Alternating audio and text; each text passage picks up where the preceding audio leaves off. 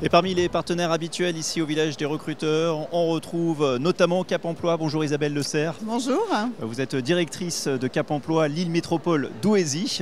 Alors Cap Emploi en quelques mots, c'est pour inciter les entreprises à embaucher des personnes en situation de handicap, c'est ça la vocation? Bien cela. Oui, accompagner, conseiller les entreprises du secteur privé comme du secteur public dans leur politique d'inclusion des personnes en situation de handicap.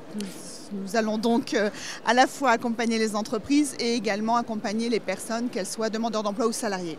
Alors on voit qu'il y a du monde sur votre stand derrière. Est-ce qu'aujourd'hui il y a des personnes en situation de handicap qui peuvent parfois s'auto-censurer pour certains secteurs, se dire ça c'est pas pour moi et justement vous êtes là pour les accompagner?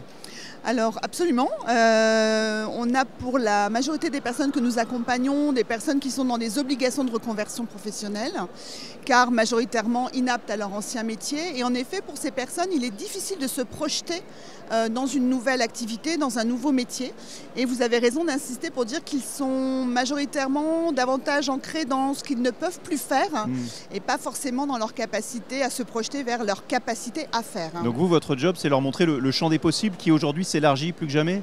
Oui, tout à fait. Ce sont des personnes capables autrement, comme on dit souvent.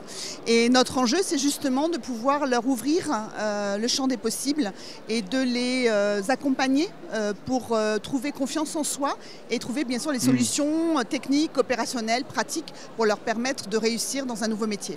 L'autre enjeu dont on parle moins parfois, c'est le maintien dans l'emploi aussi de ces personnes en situation de handicap, notamment quand il survient des accidents de vie par exemple. Oui, vous faites bien en effet de le souligner. Le handicap ne vient pas forcément à la naissance, il s'acquiert aussi durant le parcours de vie, et notamment chez les adultes, sur des maladies ou sur des accidents de la vie domestique ou de la vie professionnelle.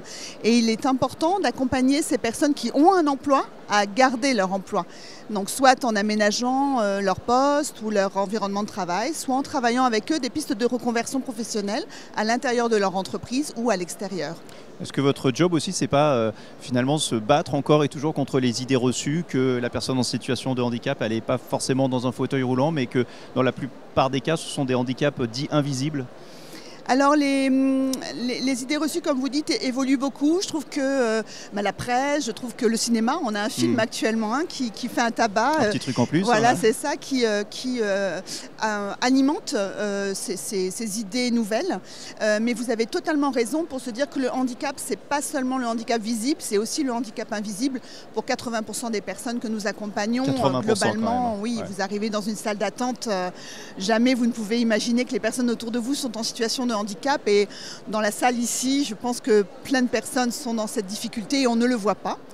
Oui. Donc c'est ça qu'il nous faut aussi travailler dans les idées reçues comme vous dites. Aujourd'hui, l'inclusion s'est intégrée dans les politiques RSE, la marque employeur des entreprises qui militent, qui mettent en avant cette politique souvent inclusion.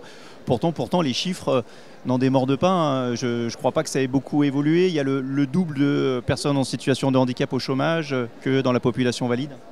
Oui, c'est bien cela. Aujourd'hui, dans les Hauts-de-France, les demandeurs d'emploi en situation de handicap, c'est 10% de l'ensemble des demandeurs d'emploi. Et leur taux d'inactivité professionnelle est le double en général des personnes dites Pourquoi valides. ça évolue pas, ça, depuis des années? Alors, en valeur absolue, ça diminue parce que le taux de chômage diminue, donc on se réjouit de ça. Pour autant, en effet, il y a encore beaucoup de chemin à parcourir sur le champ des possibles, justement. Mais la société bouge, la société évolue. On a de plus en plus d'entreprises qui ne sont plus du tout dans ces logiques de frein à « je ne veux pas du handicap, point ». Mais ils sont toujours prêts à être accompagnés, à être épaulés pour trouver les bonnes mesures de compensation pour permettre l'inclusion professionnelle des personnes en situation de handicap.